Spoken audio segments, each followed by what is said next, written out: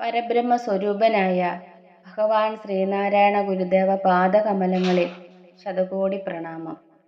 സജ്ജനങ്ങളായ പ്രിയ ആത്മസഹോദരരെ, ഇന്ന് നമ്മൾ ആത്മോപദേശ ശതകം 32 മന്ത്രമാണ് മനനത്തിനായി എടുത്തിട്ടുള്ളത്.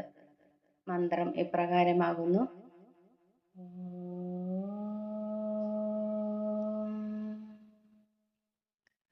അറിവതു ധർമ്മിയെ അല്ല, ധർമ്മമാം ഈ അരുളിയ ധർമ്മി അദൃശ്യം ആകയാലേ. ധരമുതലായവ ഒന്നും ഇല്ല, താങ്ങുന്നൊരു വടിവാം അറിവുള്ളതോർത്തിടേണം. അറിവതു ധർമ്മിയെ അല്ല, ധർമ്മമാം ഈ അരുളിയ ധർമ്മി അദൃശ്യം ആകയാലേ. ധരമുതലായവ ഒന്നും ഇല്ല, താങ്ങുന്നൊരു വടിവാം അറിവുള്ളതോർത്തിടേണം. നമുക്ക് വാക്കുകളുടെ അർത്ഥം നോക്കാം. അറിവത്, നാം അറിയുന്നത്, ധർമ്മിയെ അല്ല, അറിവിന്റെ അധിഷ്ഠാനമായ ധർമ്മിയെ അല്ല, ധർമ്മമാം, ധർമ്മങ്ങളെയാണ്. ഈ അരുളിയ ധർമ്മി, ഇവിടെ പറയുന്ന ധർമ്മി, അദൃശ്യം ആകയാലേ, ഇന്ദ്രിയഗോചരമോ മനോഗോചരമോ അല്ലാത്തതിനാൽ, ധര മുതലായവ, പൃഥ്വി, ജലം, അഗ്നി, വായു, ആകാശം മുതലായവ ഒന്നുമില്ല, ധർമ്മങ്ങളായതുകൊണ്ട് പരമാർത്ഥത്തിൽ ഇല്ലാത്തതാണ്. താങ്ങുന്ന, പ്രാപഞ്ചിക ധർമ്മങ്ങൾക്കെല്ലാം താങ്ങായിരിക്കുന്ന ഒരു വടിവാം, ഒരേയൊരു ആധാരം മാത്രമായ അറിവുള്ളത്, അറിവ് മാത്രമാണ് ഉള്ളത്. ഓർത്തിടേണം, ഈ രഹസ്യം ഓർത്തിടേണം. ഒരിക്കൽ കൂടി പറയാം. നാം അറിയുന്നത് അറിവിന്റെ അധിഷ്ഠാനമായ ധർമ്മിയെ അല്ല, ധർമ്മങ്ങളെയാണ്. ഇവിടെ പറയുന്ന ധർമ്മി ഇന്ദ്രിയഗോചരമോ മനോഗോചരമോ അല്ലാത്തതിനാൽ, പൃഥ്വി, ജലം, അഗ്നി, വായു, ആകാശം മുതലായവ ധർമ്മങ്ങൾ ആയതുകൊണ്ട് പരമാർത്ഥത്തിൽ ഇല്ലാത്തതാണ്. പ്രാപഞ്ചിക ധർമ്മങ്ങൾക്കെല്ലാം താങ്ങായിരിക്കുന്ന ഒരേയൊരു ആധാരം മാത്രമായ അറിവ് മാത്രമാണ് ഉള്ളത്. ഈ രഹസ്യം ഓർത്തിടേണം. നമുക്ക് ഈ വരികളുടെ ആന്തരികമായ അർത്ഥതലത്തിലേക്കൊന്ന് പോകാം. ഇവിടെ ധർമ്മങ്ങൾക്കെല്ലാം ഇടം കൊടുക്കുന്ന ധർമ്മി കാണാമറയത്താണ് വർത്തിക്കുന്നത്.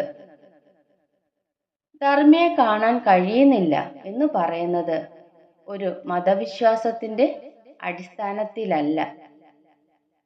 നമുക്ക് ഒരു ചെറിയ ഉദാഹരണത്തിലൂടെ മുന്നോട്ട് പോകാം.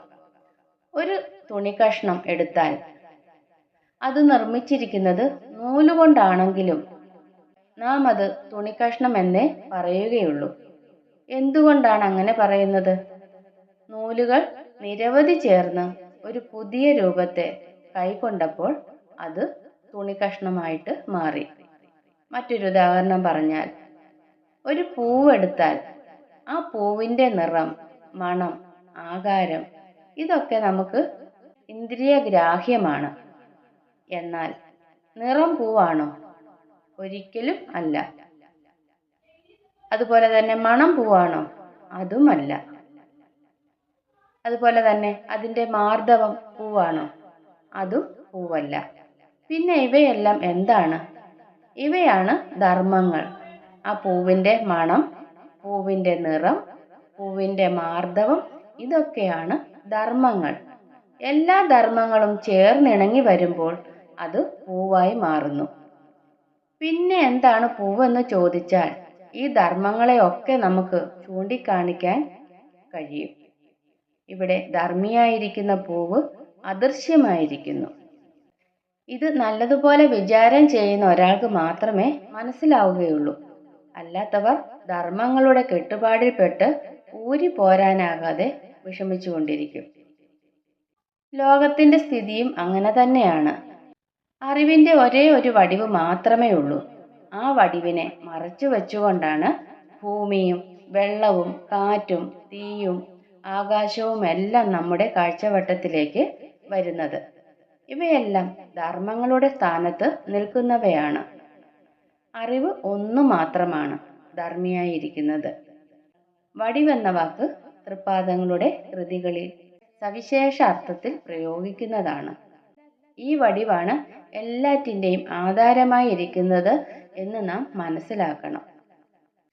സജ്ജനങ്ങളായ പ്രിയാത്മ സഹോദരരെ, 32-ാം മന്ത്രത്തിൻ്റെ ലഘുവ്യാഖ്യാനം ഇവിടെ പൂർണ്ണമാകുന്നു. അടുത്ത ദിവസം അടുത്ത മന്ത്രവുമായി നമുക്ക് കണ്ടുമുട്ടാം. ഗുരു ഓം ശ്രീനാരായണ ധർമ്മം വിജയിക്കട്ടെ. ഓം